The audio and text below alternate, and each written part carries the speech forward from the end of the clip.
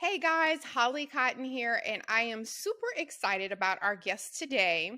I have Mario West, who is a former NBA player. He's going to tell us all about his career. Don't worry, because I don't want to misquote what teams he played for, because he has such an extensive career.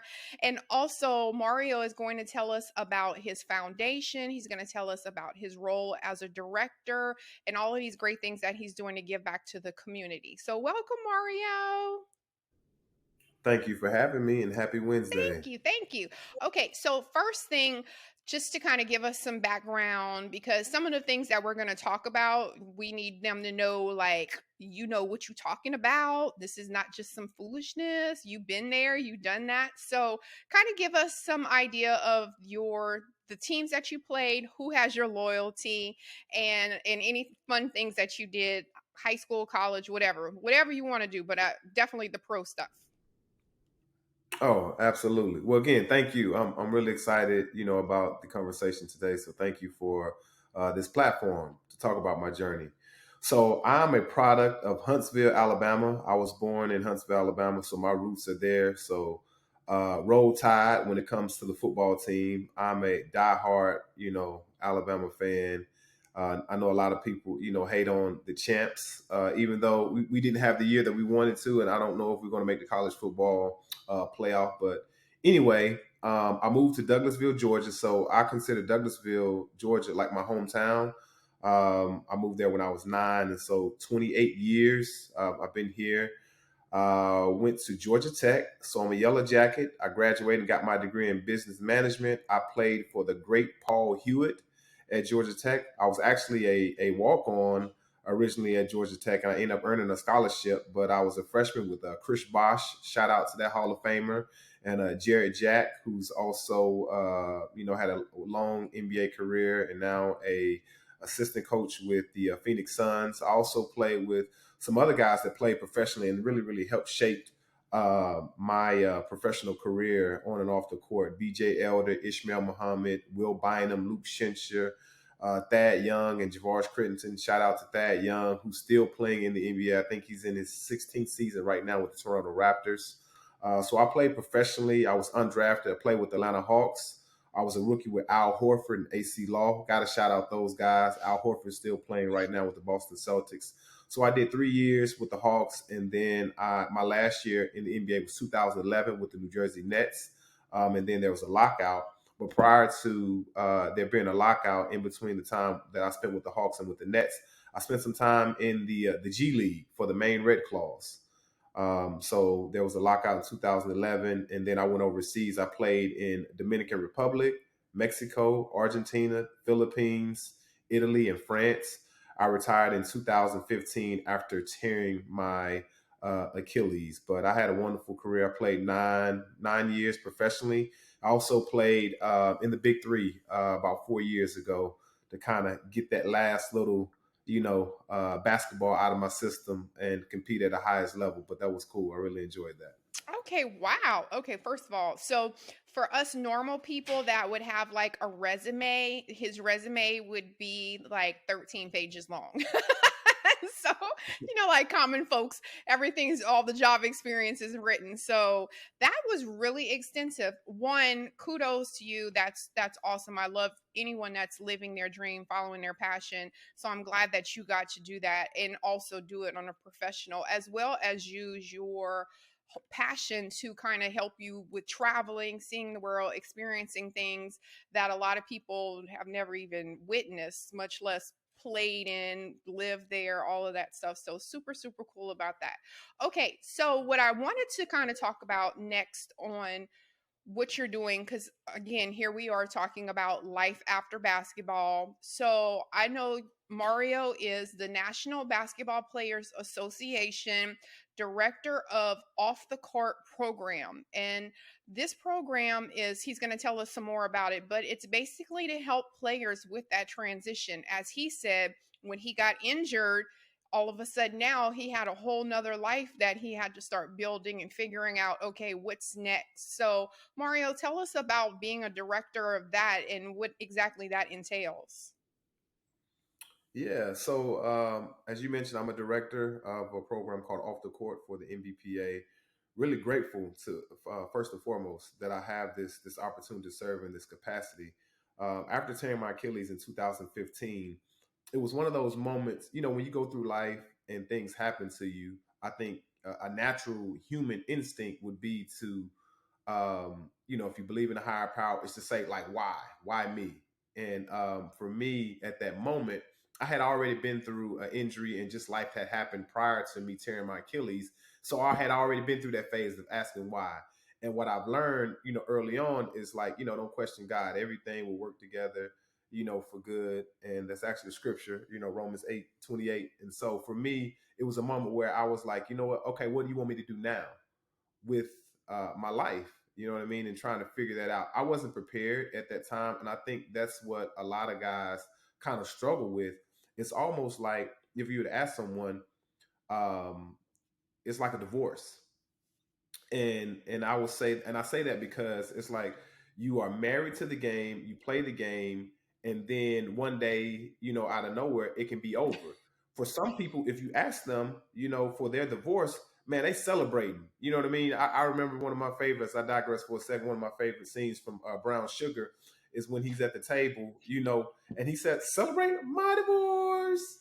So some people they're celebrating, but then others, you know what I'm saying? Like it's a struggle, it's hard, it's so much that you put into that, you know what I'm saying, in time that you can't get back, and all the things that come with the separation.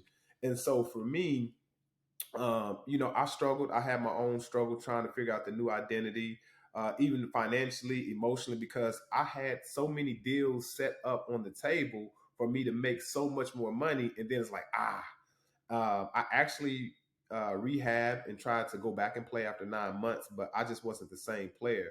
So that was tough for me to come to the realization, like, look, hey, you need to, really, really move on. And so you fast forward, I was fortunate enough that I was on coaching staff at Georgia Tech. I did that for 3 years as a director of player personnel, but it wasn't it was a means to an end at the time, you know what I mean? And so I did that for 3 years. It's like, look, I really want to tap into some of these other resources. Like I really want to grow. Originally I thought I wanted to be a coach, and so I was kind of going down that path, but it was just something in me, and I felt like I was receiving a lot of resistance when I was going down the coaching path. I was like, I know I'm qualified, you know what I mean? I played at Division 1. I played in the NBA, not to toot my own horn, but you know how you just know you're qualified for a position. And, God was telling me, hey, you know what, you're thinking too small. And it's a quick testimony. I think sometimes when you're on the brink of a breakthrough, you're going to receive the most resistance, possible. And so for me, that's personally what I experienced. And so this position became available. I went through the whole interview process and interviewed, and I got the job. One way that I was able to kind of advance along in the interview process, I have this network. I reached out to everyone that I knew to kind of help speak on my behalf, and that really kind of, sealed the deal for me. And so Off the Court is a transition program that serves and assists players following their professional career. We celebrate their career, but more importantly, we want to make sure that when guys retire, that they have a supportive environment at the NBPA that promotes stability, wellness, and growth. And we will help them focus or navigate through the common barriers that most players face heading into retirement. And we've grouped these barriers into 5 pillars. That's mental health and wellness, that is the brotherhood, that is career, physical wellness, and financial literacy.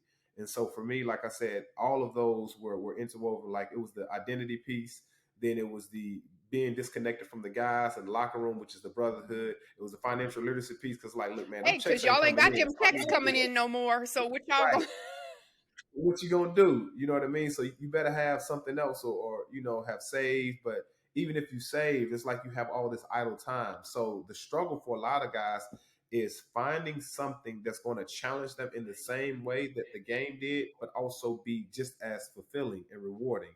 And so for me, I'm very passionate. I'm a server. I aim to please and serve. And so I get the best of both worlds. Not only am I serving, but I'm serving in a capacity of where I struggled the most, and then I'm still connected to the game itself. So yeah, that is what Off the Court is. And again, I'm proud of being a director. Yeah, Almost 3 years. right. And I was going to also say too that I think that that is something I'm glad that they identified that that was something very common that people were going through, because it's true. And I actually had a conversation with one of my friends who's kind of like mentoring me now in this new phase of things that I'm doing, and I'm always going back and forth of, okay, I've been a nurse for so long, I'm a college professor, I've done this, and I like, it's scary going to the next thing. And even he was like, okay, but you already been a nurse, like you already done that, so what's next? So it's kind of like the same thing you were saying, like, okay, that that's not defining who I am. I'm not just a basketball player that, I now I've done that. It was great. I had a great experience, and of course you still long for it, but now that's crossed off. So what's next? So I love that for you. I love that. And so, what is one of the most common things? I know you said with the pillars and the different things, everyone kind of inadvertently hits all of those pillars because even if you don't know it yet, it's coming for you. But what is something that you feel like you pretty much talk to every single person, or the interaction with that transition? What is like the most common thing that a lot of people struggle with going from professional, even with all of the pillars, they still are like, Mario, this ain't it. I can't. Yeah. So one thing that I do, and I'm proud of, like I said, the good, the bad, the indifferent, the ugly. I always use myself. You know what I'm saying? And anytime I'm having a conversation, I don't mind taking it there. I get with a guy on any level because I start at the bottom. I never made the top amount. Yes, I made more than the average American and made a lot of money. But it's something that I like to call Batman versus Bruce Wayne. Batman, 7 o'clock, he go and saves the world, and that's how we were viewed. Whether you were a starter or whether you were the last person on the bench, 14, 15 guy like myself who didn't play a lot in the NBA, but when I did play, I had a huge impact and I had a huge assignment. And so the perception is that you're Batman, you're a superhero. You know what I mean? Like you put on that uniform and you're viewed as such.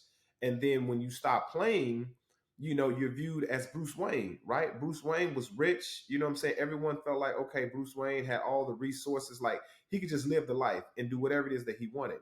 And so when you would step away from the game, and you take off that what I like to call the mask, you know what I'm saying? It was the realization for me. It was like, well, shoot, I'm not Bruce Wayne. Like I don't have all this money where I can just sit back and I could just vacation every other day and that I don't have to work for the rest of my life. But some people like, yo, like what could you possibly care or what would you possibly have to worry about? You know what I mean? Like, man, I remember when you played for the Hawks. I remember when you played for the Nets. The thing is when you're transitioning, I personally hated to step out into the community and people reminded me of when I was like that Batman, reminded me of when you know what I mean? And I didn't have anything going on. So I would say to answer your question, well, first of all, the transition for everyone is going to struggle, but it's not always going to be the same. Some guys, they just may miss being away, what I'm saying, from the guys that are competing at a high level. Some guys, yes, the identity, some guys, the financial. So for me, I try to get them to focus on finding their purpose and what they're most passionate about.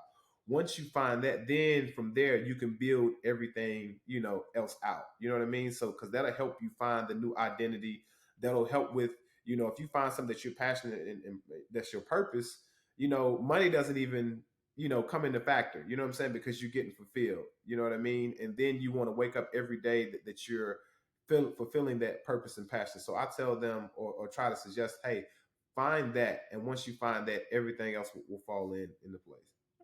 Okay, good advice. And two, let me tell you something. Bruce Wayne has some swagger. Okay, so I'm gonna need you to calm down whenever you comparing yourself. No, I'm kidding.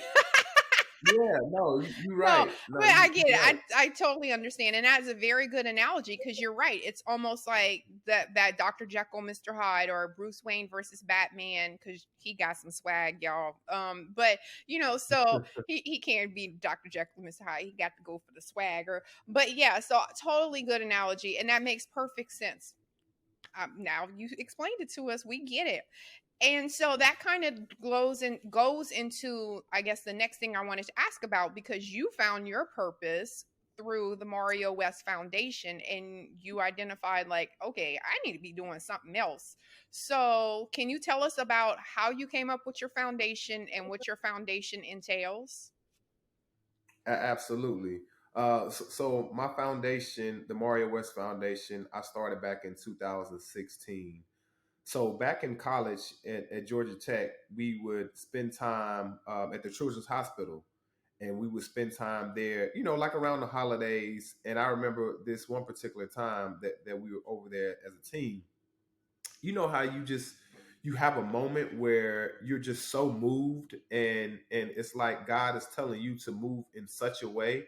And so here I am, 19-year-old kid, and I was like, you know what, wow, I want to do more of this. I don't want to just do this, once a year. I want to, kind of create my own, events or whatever it is, and spend time, here at the children. I've always been a firm believer, to whom much is given, much is required. I've been blessed. The sole reason that I made it, to the NBA, to overcome the odds and things that I was able to overcome to make it there, is because of God. And not that I dotted every I and I crossed every T and I did everything right, but God's blessings upon me to help me, get to where I wanted to get to. And so I felt like I can never repay God, but what I can do is to show him how appreciative I am for all the resources and gifts that he's bestowed upon me by, reaching out to others. And basketball is such a universal thing that it has allowed me to connect with so many different people. It's opened up so many doors. And so for me, starting the foundation, it was like, you know what, this is my way of giving back. And this is my way of giving back to the community of people that look just like me, people that I come across, the people that just need help. Everyone needs help. Anyone that has ever climbed the ladder of success didn't do it alone. You know what I'm saying? Like, you needed someone to hold that ladder. You know what I'm saying? And you had to put that ladder on some sturdy, like, ground foundation so that you can climb the ladder. And so for me, like I said, very, very proud of the foundation. So I started off giving scholarships to my high school. And this was very, very important to me because I didn't receive a scholarship to go to Georgia Tech. I had an academic scholarship. And I remember, this conversation vividly with my dad in the kitchen at 17.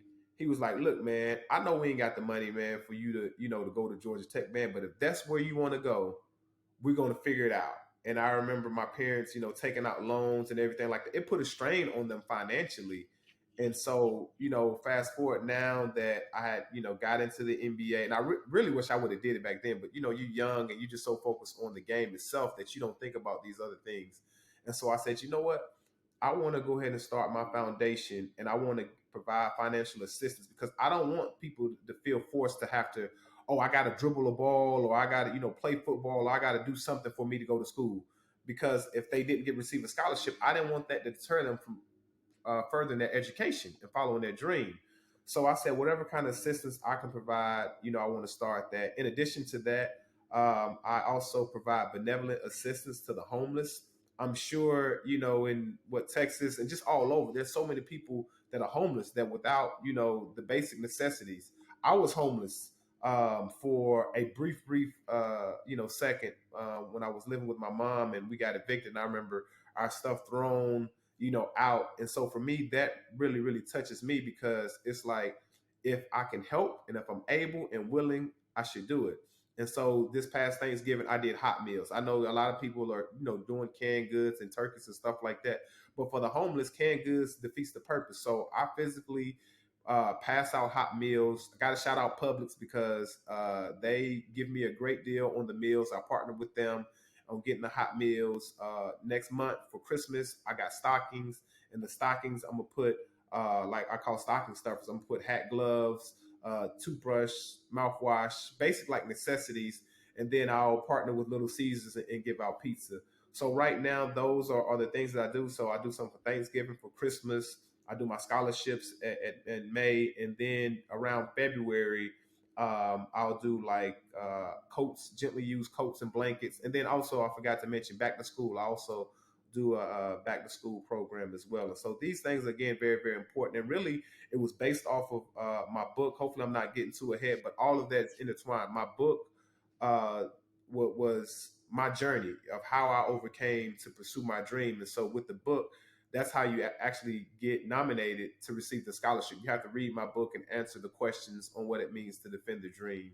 And so, yeah, anybody that wants to support the Mario West, foundation, go to MarioWestFoundationInc.com, and we have a link where you can donate and receive your tax deductible receipt. Yesterday was Giving Tuesday, so hey, it's Hump Day. You can still give on Wednesday. We'll take it. Right. We take money every day of the week. I love it. I love it. Okay, and I wanted to ask you this because I try to get feedback from anyone. So people that are doing great things, I always try and allow them to elaborate on it, because what I explain to people is that sometimes people want to help, but they don't know where to start. They don't know how to start a foundation. They don't know how to start giving homeless people stuff. So can you give us an idea, because I know you said that it's in your heart, it was a way of you giving back, but for anyone that's like saying, well, I'm retired or I want to do something big, how did you actually develop a foundation to where it's like your name and it's official? What are the steps to creating an actual foundation? Yeah, great question. The steps to create your own foundation. First, I would also suggest that before you do, find out why are you doing that. Like, what type of impact do you want to have in your imprint? You know what I mean? That you want to have in the community. You know what I'm saying? Something that's near and dear to your heart. Maybe it's someone that in your family that has dealt with cancer, some type of disease or ailment or something that personally fits you. I would recommend just spending some time thinking about that. Like I said, for my foundation, as I mentioned, not having a scholarship and being homeless, and so that's what my mission is, and that's what my foundation does. And then the steps, I actually reached out to I think it's called the Foundation Group. They're located out of Tennessee, and they did a fantastic job in helping me set up everything, because there's so much paperwork in terms of the filing and everything like that. When you're setting up your nonprofit foundation, and then set up in a business account and stuff like that with the bank. But they can help walk you through all of that, and also staying on track, because you also got to have a treasurer and secretary, board of directors and stuff like that as well. And so I recommend just Google. Now, I mean, that's the luxury of the internet and everything like that. You can just Google everything. It's something that you can do on your own. um Depending on like what level. I think it was maybe either 65. It was no more than like $7,000. I'm not saying like that's light or anything like that, but I think in total to set everything up, it was like 6,500 or something like that to set everything up. But yeah, no, very, very proud. And then once you have that set up, again, you can Google, because there's a lot of government contracts and things like that, resources out there that you can get. Because I know it's very uncomfortable to ask, whether it's family or friends, for money to donate. Like a lot of the stuff I put in my own money, what I'm saying, to support. Now, I have gotten some great people that have been huge donors and blessings in terms of what they donate to the foundation, and I'm grateful for them. But oftentimes, like I said, it's not the easiest thing, to ask people, for assistance. But yeah, just start there. You can find everything on the internet. Okay, good. Thank you for that. Yeah, like I said, I always try and when I hear people doing things or doing great things, because sometimes it initiates or it ignites something in you where you're like, oh, you know what? I like that. Oh, I want to do that. What I got to do? How do I be a part of it? So thank you for sharing that. And so before we get into your book, I wanted to ask one more question, because this is something I'm just being nosy. This is my own personal question, but I wanted to know about professional athletes, and anytime I talk to someone that's in the sports arena and is doing it professionally or has done it professionally, I always want to know about how you balance a personal life and the sport, because I know that it takes a lot of dedication and a lot of focus, and sometimes relationships, they stress you out a little bit. uh they don't understand. I got hustle, I got I got all of this stuff. So what did you find, like when you were actually playing pro ball, and you don't have to tell us about who you were dating or whatever, but or whatever your business was, keep it quiet, but I'm just saying, what did you figure out when you were doing that and you were dedicated to basketball, of how to balance a personal life with your passion for playing ball? So what version do you want? The real one. Oh, well, hey, say less. I would say, early on, for me, and I think most athletes, will attest to this. We have this special gift of tunnel vision. You know what I mean? When we step in between those lines and we are, playing a game and we're practicing stuff like that, that we can block out, everything. You know what I mean? Because that's what we do. That's our livelihood. You know what I'm saying? Like that's the check. Like you're constantly, trying to win games, but you're constantly like, if you're on a contract, right? Your contract is coming up in a few years, or there's certain stipulations, bonuses and stuff like that, and certain things that you meet individually or as a team. So you always have to perform at your peak performance. Now, some guys, they get their bread, early, and it's like, okay, look, man, I got my bread and I can just kind of, relax and be comfortable. So, you know, maybe they, do a lot more, I'm saying, in terms of off the court. But for me, I was never one of those guys where my contract was guaranteed. So I just had this tunnel vision. So everything else, was secondary.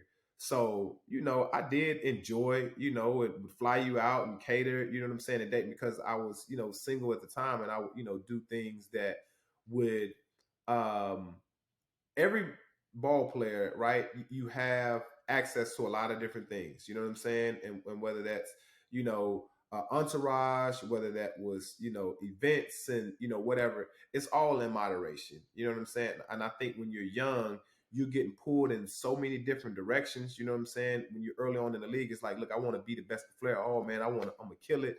But then at the same time, you having this access, and it's almost like, you know what, man, I know I ain't supposed to eat that apple, but I'm going, man, I'm gonna have a little bite or something like that. When you at the little grocery store, you know what I'm saying, and you pull one of them little grapes or something like that, and it's just tempting.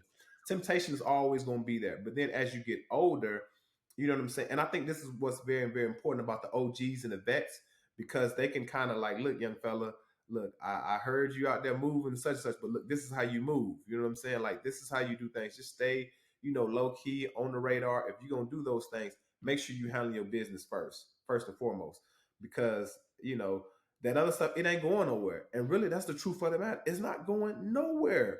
You know what I mean? Put that extra time, focus those 2-3 hours that you have, at practice on the court and game time, and lock in. Because I have been in a situation where uh, experienced a breakup or something like that, and you thinking about that during the game, you know what I mean? And it distracts you, and you don't go out and perform well. You know what I mean? And I know every person has had whether it was with a girl or just some personal in their life, you know what I'm saying, a family situation, you know what I'm saying, that affected them going into the game. You don't need that. You know what I mean? So um I think the best way to balance it is just to, realize too that the game is short, right? Like the average man, maybe like 4.5 years or something like that. It goes by so fast. So you better make sure that you're trying to get the max, what I'm saying, out of the game. And, unless you married and got kids and stuff like that, man, otherwise, man, I would say be single, enjoy that life, save your bread, and just moderation. You know what I'm saying? Because like Right, I said, right. So basically, what he's saying is that during that time where you are professionally doing something, it's okay to be a pimp because you want to stay. You want to be able to focus on the game, and you ain't got time to be worried about responsibilities. We got it, Mario. We right. read between the lines. All right. So, Defend the Dream is your book, and Mhm. tell us about that. There it is. He's holding it up for us, you guys. Defend the Dream, and it has a workbook too, right? Yep, it includes workbook questions inside the book, which I think is great because you get to answer, in real time. Okay, so tell us how you decided to write a book, because I'm an author too, and I think that we all start off by writing pretty much like an autobiography. Is that kind of like what it is? And then how, but it's yours is like, I think because yours is kind of parallel to my day one, like defining your dreams, how to organize it. So tell us about Well, your book.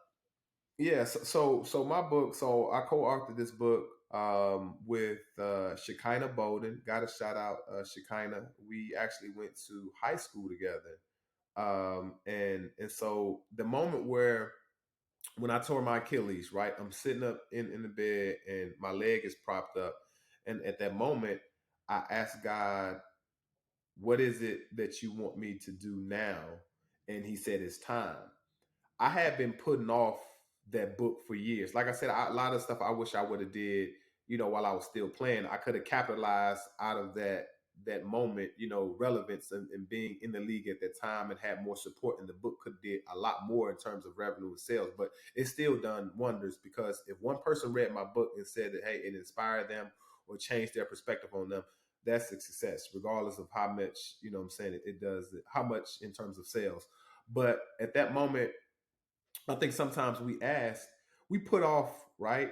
We say, hey, when such and such lines up, I'm going to do X, Y, and Z, or, when this happens, I'll do this and this and that. That's basically what I have been doing, in terms of putting the book off. And so when it happened, like, God will humble you. He'll sit you down. You know what I mean? And so he set me down. It's like, look, man, it's time for you to do what, what you've been putting off. And so I started out and I tried to do the whole autobiography, and it was like, and then I was like, you know what? Let me reach out to someone that's in this space. And at the time, Shekinah was, I think, working for like Essence Magazine in New York or something like that. Like, I knew she had some contacts, and we stayed in touch. And so basically my book, and I caution anyone to read the book, it's not a book about basketball. You know what I mean? Basketball just happened to be my dream. It's a book about life and having a dream and the different obstacles that you have to overcome, because it's not just a straight path. So the cool thing about my book is that it's outlined like a game. So if you can imagine watching, whether it was the World Series or, any type of championship, you know what I mean? Super Bowl, game 7, right? You don't know how that game is going to end, right? Because there's quarters in the game, there has to be adjustments in the game, and the game is going back and forth. So when you read this book, it's outlined like that. Like, it has quarters, you know what I'm saying? It has timeouts, it has tips, it has, just like I said, like a game. And then you'll see, oh man, the game went into overtime. You know what I mean? Like, you're literally glued to the TV. And so that's what the book, it draws you in. So it talks about, my childhood at the age of 7, having this dream, my mom being incarcerated, because she was addicted to drugs, my dad being in the army, my grandmother being a huge figure, Alberta West, rest in peace. I wish I could just hear her laugh, and how she stepped in and really molded me and helped me, stay focused on this dream.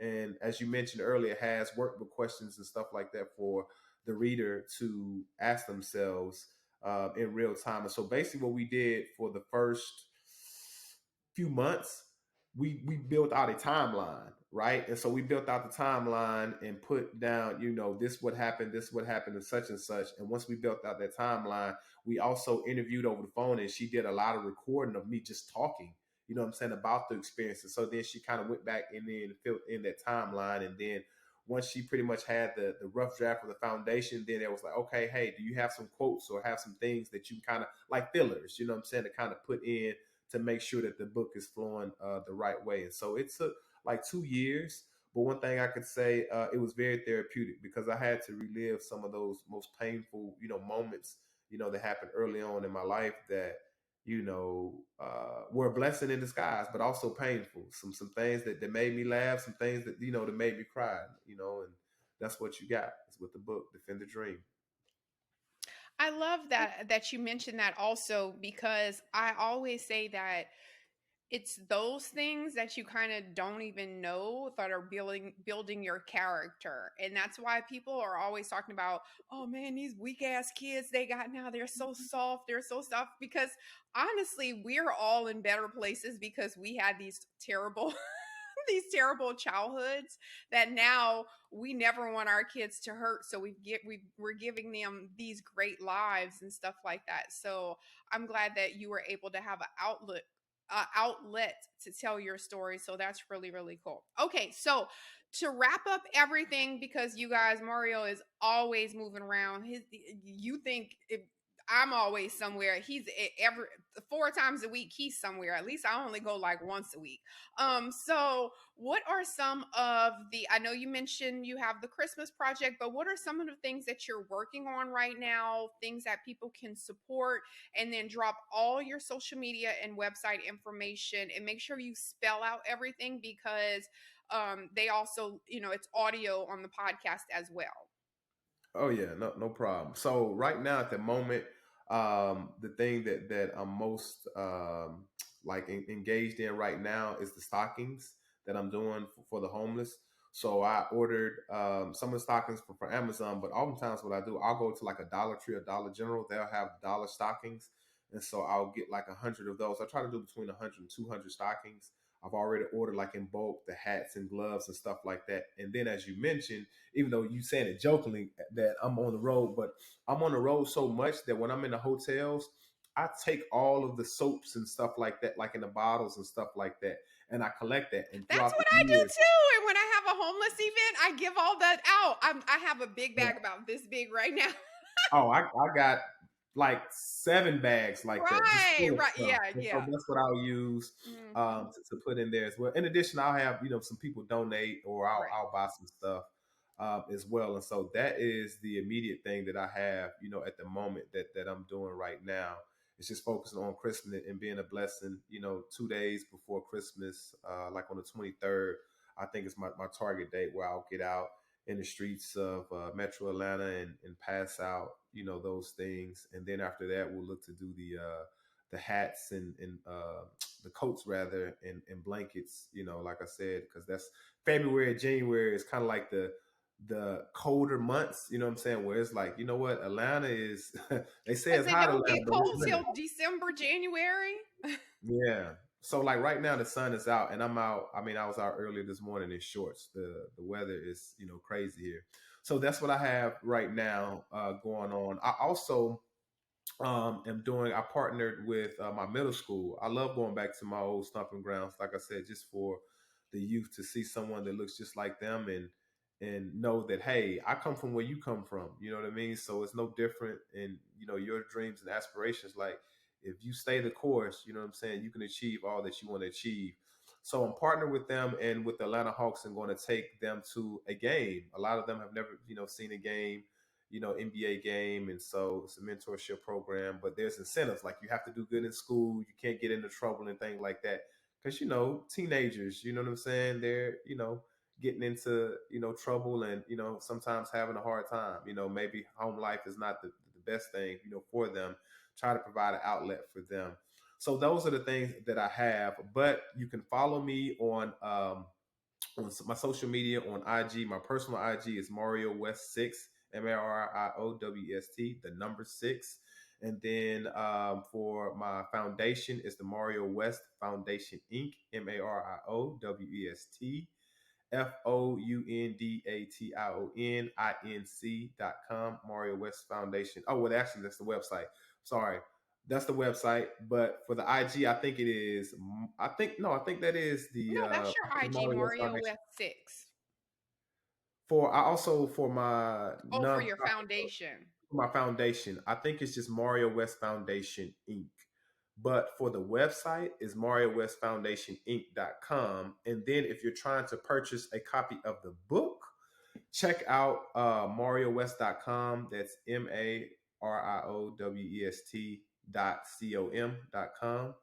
So yeah, that's pretty much all my social media platform. Like I said, if you just go to Mario West 6, I always post, you know what I'm saying? So you'll be able to be connected, with the others. And I'm very, very again appreciative of this time. Hopefully I help someone listening in and I hope someone is encouraged to defend the dream, so you got to make it happen. Course, they better be. They better be.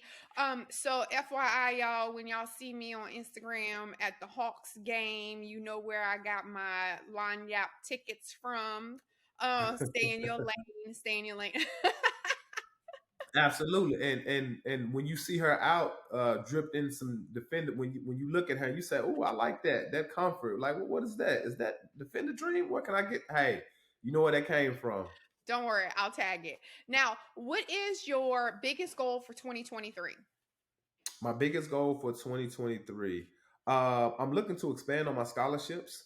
So I've done 4, but I'm actually looking to do 5. I want to do 5 scholarships at the end of the school year. I'm looking to do 5.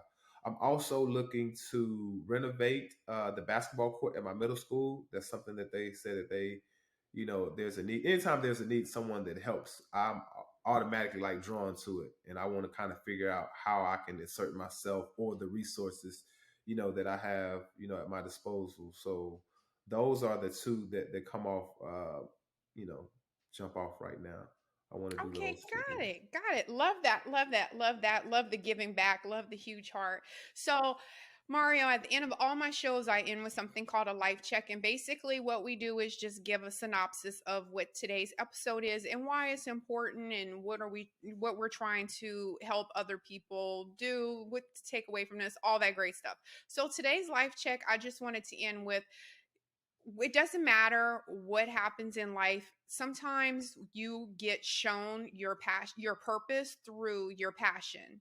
And sometimes you could be walking on the path and think that it's the yellow brick road and you're never going to come off of it, and then all of a sudden something happens where it's a tragedy or an injury or something else that realign your circumstances, and now you have to figure out what to do. So Mario gave us some great advice about that. Whenever you have to basically just get off of the path that you've known your entire life, and how this is the time to say, why me?